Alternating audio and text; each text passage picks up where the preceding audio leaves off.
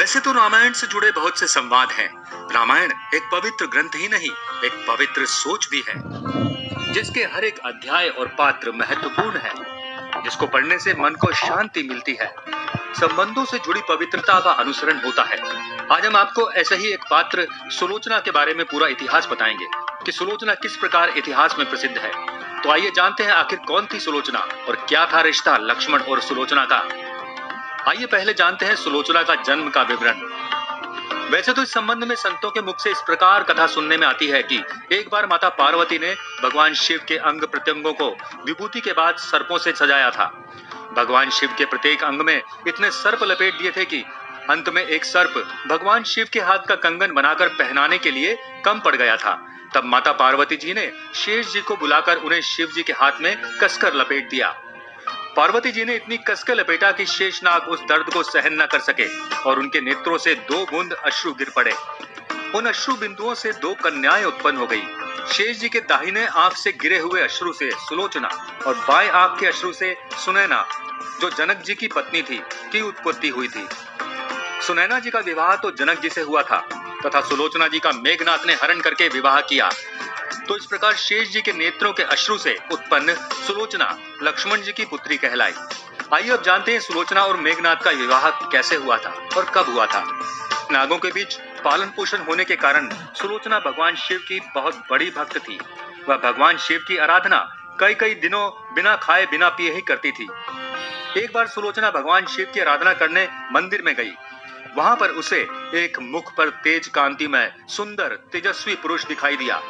यद्यपि सुलोचना उसके बारे में नहीं जानती थी कि वह कौन है, कहां से आया है, और सुलोचना उस पुरुष को देखकर उस पर मोहित हो गई तथा मन ही मन उसे अपना पति मान बैठी।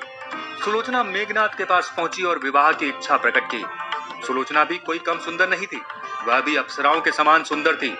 उसकी सुंदरता को देखकर मेघनाथ ने भी विवाह के लिए अपनी सहमति प्रकट कर दी। सुलोचना और सुनैना दोनों सगी बहन थी और ऐसा कहा जाता है कि रामादल में मेघनाथ का सिर धड़ से गिरते समय जब हंसा था तो यही सुनकर कि सुलोचना ने क्या कहा था कि यदि आपने पहले बताया होता मैं अपने पिता शेष को बुला लेती और वे युद्ध में आपकी सहायता करते, तेरा कुछ नहीं बिगड़ता। मेघनाथ का सिर यही बात सुनकर यह कहते हुए हंस पड़ा कि सुलोचना, तुम यही तो नहीं जानती कि तेरे पिताजी ने ही तो अर्थात लक्ष्मण ने ही हमें मारा है, फिर तुम बुलाती किसे? ये लक्ष्मण ही शेष है। हे सुलोचना, इन्हीं ने हमें मारकर तुम्हें विधवा किया है। सुलोचना लक्ष्मण को देखकर स्तब्ध रह जाती है कि एक पिता ने ही पुत्री का सिंदूर मिटा दिया। लेकिन इस परिस्थिति में श्री लक्ष्मण करते भी तो क्या करते, नियति से बढ़कर कुछ नहीं होता और जो नियति ने लिखा है उसे कोई बदल भी नहीं सकता। क्योंकि अगर नियति ने तय किया है कि लक्ष्मण के हाथों ही मेघनाथ का वध, मेघनाथ की मृत्यु भी, तो लक्ष्मण के सिवाय किसी अन्य से नहीं होनी थी। अंत में लक्ष्मण की आंखों में सुलोचना की स्थिति देखकर आंसू आ जाते हैं, परंतु जो होना था वह तो हो चुका था।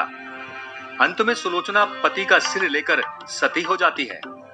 चूंकि लक्ष्मण स्वयं शेष नाग के अवतार थे, वह सुलोचना नाग कन्या थी, इसलिए एक तरह से सुलोचना लक्ष्मण की पुत्री हुई व मेघनाथ लक्ष्मण का दामाद हुआ। आज की वीडियो में बस इतना ही। मिलते हैं एक और नई जानकारी के साथ, तब तक के लिए नमस्कार।